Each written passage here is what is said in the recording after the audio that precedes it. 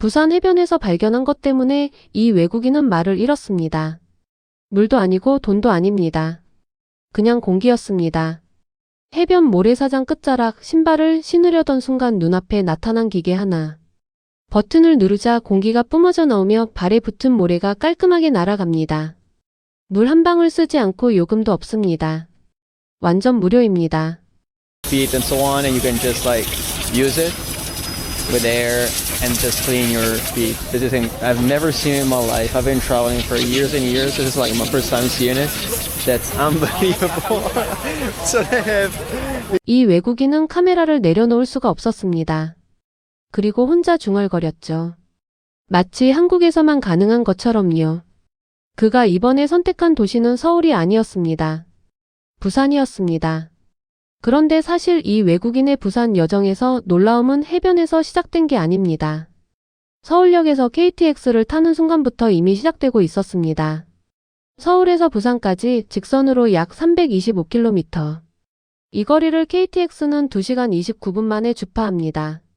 그는 출발 전 직접 지도를 펼쳐 보이며 설명했습니다. speed train. Otherwise, without the speed train, it's like 4, 5, 6 hours. So way more time. 실제로 유럽에서 이 정도 거리의 도시간 이동은 비행기를 타거나 5시간짜리 완행 열차를 이용하는 경우가 대부분입니다. 그런데 한국은 2시간이 조금 넘으면 도착합니다. 게다가 지연 시간 없이 정시간에 도착했습니다. 그런데 기차에 올라탄 뒤 이 외국인이 가장 먼저 한 행동이 있습니다. 바로 화장실을 확인한 것인데요. 수십 개 나라의 기차를 타봤지만 이 정도 수준의 기차 화장실은 처음이라며 카메라를 들이댔습니다.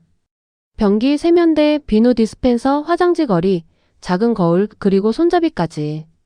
좁은 공간 안에 빠짐없이 갖춰진 구성의 그는 전혀 나쁘지 않아요. 잘 꾸몄어요 라며 연신 카메라를 돌렸습니다. 어쩌면 당연한 것인데 이게 당연하지 않은 나라들이 훨씬 많다는 걸 이 외국인은 잘 알고 있었던 겁니다.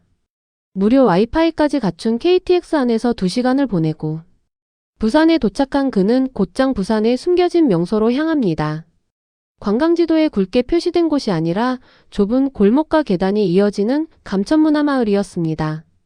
원래 이곳은 한국전쟁 직후 피난민들이 산비탈에 다닥다닥 집을 지어 살던 달동네였습니다. 2009년 지역 예술가들과 주민들이 힘을 모아 골목 곳곳에 벽화를 그리고 조형물을 설치하기 시작했습니다. 무너져 가던 슬럼가가 전 세계 관광객이 몰려드는 예술 마을로 탈바꿈한 것입니다. 계단을 오르던 그는 걸음을 멈추고 탄식했습니다.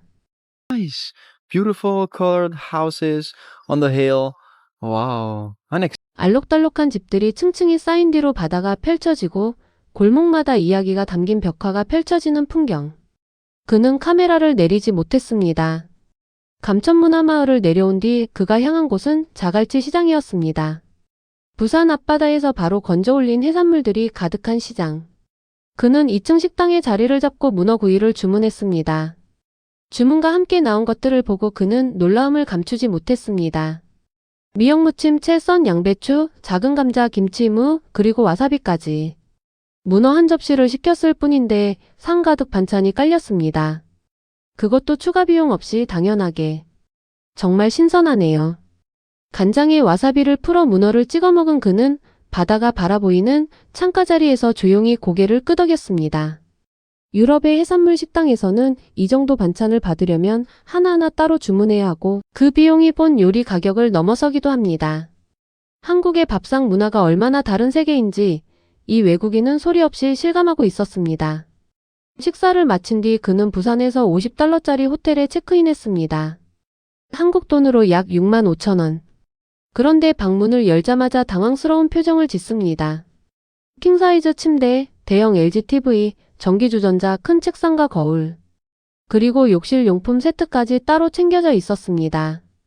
비누, 면봉, 면도기, 스킨케어 크림, 클렌징 폼, 헤어 컨디셔너. 65,000원짜리 숙소에서 이 정도 구성이 갖춰진다는 것. 다른 나라에서 같은 가격대 숙소라면 얇은 수건 한 장이 전부인 경우가 흔합니다. 한국 숙박 문화의 디테일이 이 외국인을 또 한 번 조용히 놀라게 만든 것입니다. 다음날 아침 그는 해운대 해변이 보이는 5층 카페로 향합니다. 줄이 엄청 길었지만 기다린 보람이 있었습니다. 통창 너머로 광안대교와 해운대 해변이 한눈에 내려다 보이는 자리. 계란과 베이컨 크루아상 아이스 라떼. 그가 여기서 쓴 돈은 단 27,000원이었습니다. 하나로 약 $20. Yeah, the view is a 10 out of 10. The vibe is a 10 out of 10. I spent 27,000 won. It's like $20. 프랑스 파리나 이탈리아 로마에서 이 정도 뷰의 카페를 찾는다면 커피 한 잔에만 15,000원이 훌쩍 넘어갑니다. 브런치 세트라면 가격이 배 이상 뛰는 건 기본입니다. 그런데 한국에서는 27,000원으로 이 모든 걸 누릴 수 있었습니다. 브런치를 마친 그는 해운대 해변을 따라 블루라인 파크로 발걸음을 옮겼습니다. 해안선을 따라 이어진 나무 데크 위로 바닷바람을 가르며 노란 해변 열차가 지나갑니다. 왼쪽으로는 부산의 스카이라인, 오른쪽으로는 바다. 1시간이 넘게 걸어도 질리지 않는 길이었습니다. 부산을 보세요. 10점 만점에 10점 이하. 그리고 모래사장에서는 예상치 못한 광경과 마주쳤습니다. 해변 한켠에 세계 각국 모래조각가들의 대형 작품들이 늘어서 있었습니다. 어린 왕자를 모티브로 한 조각, 장미를 품은 여인, 도시를 닮은 건물 군상. 모두 모래로만 만들어낸 것들이었습니다. 그것도 무료로 감상할 수 있었습니다. 마치 한국이 비디오 게임 같다는 생각이 들어요. 비디오 게임처럼 아름다운 풍경, 비디오 게임처럼 세심하게 설계된 공간, 그리고 비디오 게임처럼 어딜 가도 무언가 준비되어 있는 나라. 이 외국인의 눈에 비친 부산이 바로 그런 곳이었습니다. 여정의 마지막으로 그는 부산 현지인들이 줄 서서 찾는 냉면 가게에 들어섰습니다. 자리에 앉자면 위에 얼음이 떠있는 냉면을 마주한 그는 눈을 동그랗게 뜹니다. 살면서 한 번도 본 적 없는 형태의 얼음이 면 위에 올려져 있었기 때문입니다. I said cold.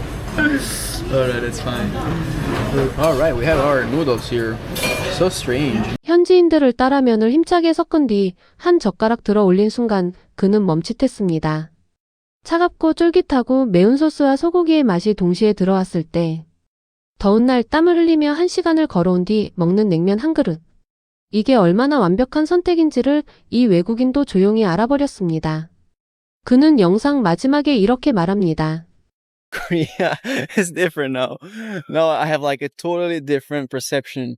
It doesn't seem like this in South Korea. If I didn't say, oh wow, we are in South Korea today, guys, look at this. No, you would think we're in California or we are like in Spain. You know what I mean? 캘리포니아도 스페인도 아닙니다.